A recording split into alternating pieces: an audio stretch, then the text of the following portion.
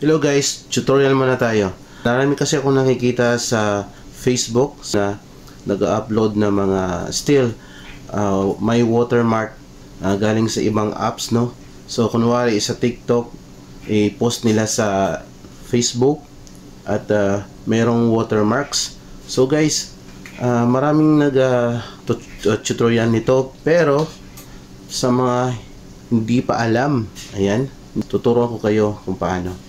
So, stick with me and watch the video till the end. Okay? Ito lang guys. So, ito guys. Kunwari, dito kayo sa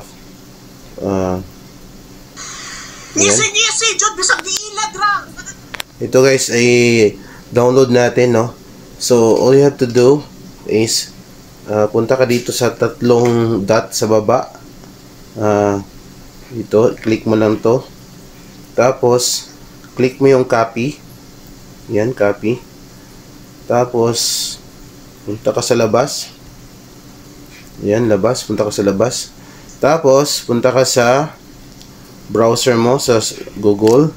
At hanapin nyo lang guys yung TikTok downloader. Click nyo mo lang yan. Ang pinakauna or pinakadalawa, pwede rin. Pero the best way guys, ito yung pinakauna. Click mo lang yan.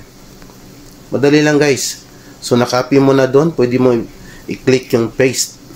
Ayan. Automatic, lalagay na dyan. So, click tong green na download. At scroll mo pataas konti para makita mo yung option ng download guys. Pero, the best itong download server number 2. Para sa akin lang. Pero pwede kayo mamili sa 4.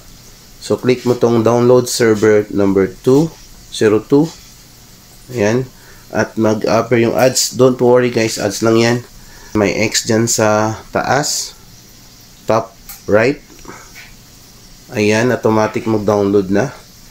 At pwede mo siyang i-open or punta ka na doon sa gallery mo. Hanapin yung gallery. Ito. At ito. At boom. Wala nang watermark guys. At pwede mo na to i-upload sa ibang social account. Yan lang guys. Hope makatulong.